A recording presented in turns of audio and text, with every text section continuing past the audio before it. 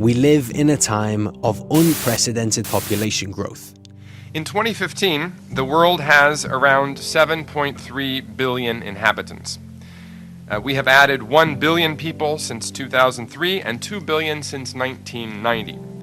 People born 60 years ago have seen the population of the world triple. We happen to be alive at an incredible time in human history where the world's population is undergoing this massive transformation. In the UK, in the past 100 years, the population has grown by over 20 million people. It's about 65 million, and that's a problem because we're already one of the most densely populated countries in Europe. This is a concern to many in our society. My head worries about rapid demographic growth in certain parts of the world where, unless technology catches up and is invested in particular countries, we will see the potential for catastrophe. But what does it actually mean? Depending on who you speak to, there are different fates awaiting us. To some, we'll soon drastically and dramatically run out of resources. To others though, this is all just an exaggeration, something we don't necessarily need to even worry about. But who's right? What are the consequences of our growing population, and is it necessarily a bad thing? Let's find out.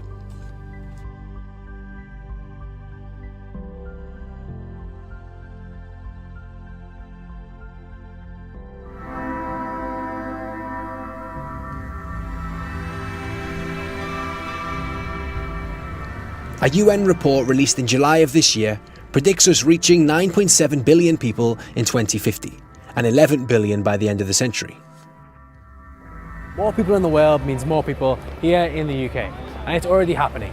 Figures released in June of 2015 put the population increase at nearly 500,000, bringing us close to 65 million. So over the last decade, the UK population has been growing by around 0.7% per annum. Our population is kind of similar to France's population, but of course France is twice as big. We're almost growing as fast as the rest of Europe put together. It's that sort of difference. So, why are we growing? One reason is birth rate. We have a reasonably high birth rate compared to other big European countries, about 12.8 per thousand people compared to France's 12.6 and Germany's 8.7. This is still nothing though compared to countries like Niger with 49.8 or Mali with 47.4. Some, like Simon Ross from Population Matters, believe we should be having smaller families. We've got a high birth rate. If you don't have kids, that's fine, number one, let's all say that. And if you do want kids, just have one or two. Another reason though is one you've probably heard about: immigration. Over the last decade, around 50% of the growth of the population has been due to natural increase, and around 50% of the growth of the population has been due to net migration. Migration is a political hotcake. Talk today about control, taking back control of our borders. Look, of course, I want to get net migration back to the tens of thousands, which it was in the 1990s. This is not some outlandish, unachievable pledge. For years, the UK was a net exporter of people, meaning that for quite some time, more people were leaving this country than actually coming in. Over the last 20 years, though, that's changed. Of the nearly 500,000 increase in population last year, it's estimated 259,000 of that was due to net migration. I don't think we should look at all migrants under the same lens. So those people in Calais are a different set of migrants to the migrants that have been coming into the UK over the last 100 years. We have to say to ourselves, actually, why do we need to import all these workers to do our jobs? All these people that say, oh, the NHS depends on foreign workers. Oh, we need foreign workers because they've got the skills. Why haven't we got the skills in the UK? One of the dangers of engaging in this debate is you can immediately be drawn down into a path of migrants are bad or population growth is bad. I mean, we are a migrant culture. So, and many people have made a very positive contribution to the economic and social fabric of the UK. Tower Hamlets in London has long been associated with migration, being one of the most diverse areas in the country. As well as that, it's the fastest growing local authority in the United Kingdom. In the next 24 years, it's expected to grow by 101,000 people, which is 50% more than what it is today.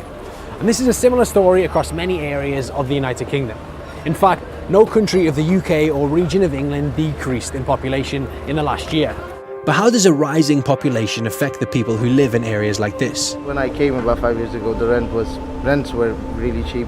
Getting in the underground was much easier. There are common issues associated with migration and population growth. A lack of space. It is a lot more crowded than it ever was before.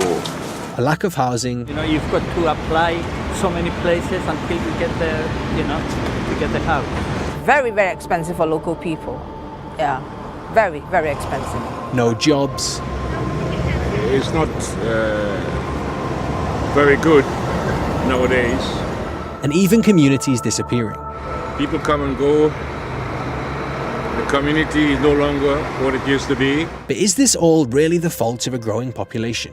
It's partly to do with the number of people who want to live in areas, which is driving up the property prices, but there's a whole set of other socioeconomic and political factors. It's not the people, it's the way in which we deliver solutions to the numbers of people. So we can find engineering solutions to manage food, water, shelter, energy. We can do that, but there has to be suitable investment to achieve it.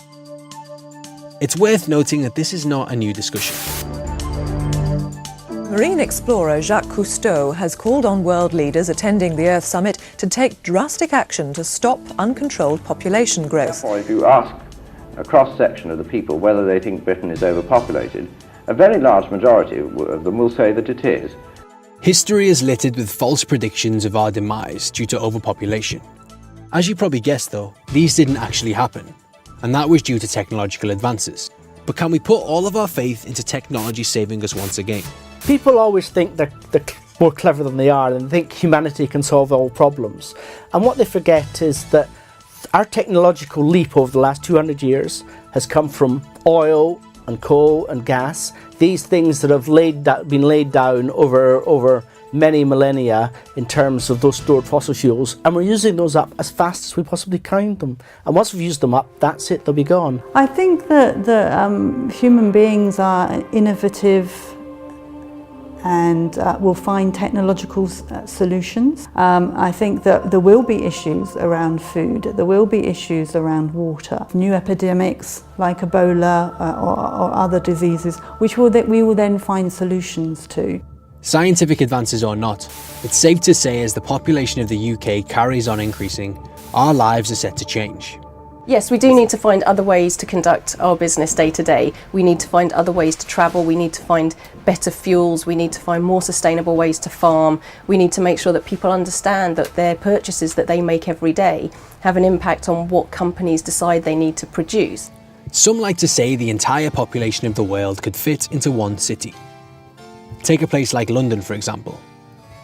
Imagine 10 humans can fit into a square metre, which is possible, just very cosy. With London being over 1.5 billion square metres in size, that means you could fit about 15 billion people in London alone, using those numbers.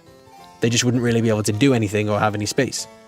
Now obviously, that's a bit ridiculous and would never actually happen, but it does show how big this planet is. It seems though that the question of land isn't really the problem, neither necessarily is food or water. It's more how we consume and use these things that will eventually seal our fate. So, is population something we should be worried about? With every population increase, most countries will also experience an economic increase. So in fact, we are all better off by having more people. We've also been able to advance technology in farming and in medicine and in transport that has led to associated economic increases and making sure that people live longer. I think my question to those people that think population growth is okay is saying, well, indefinitely? Forever? Is there nowhere where we stop? Most experts think the world's population will stop growing at the end of this century and will level out somewhere between 10 billion and 11 billion. It's just that we're alive right now, right in the middle of this revolution. In a world of 7.3 billion, we already have nearly 1 billion people who don't have access to food.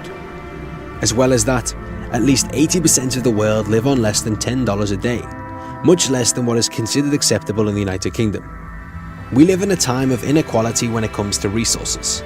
And, technological advances or not, most experts agree that we will need to change the way we live in order to protect our climate and our future.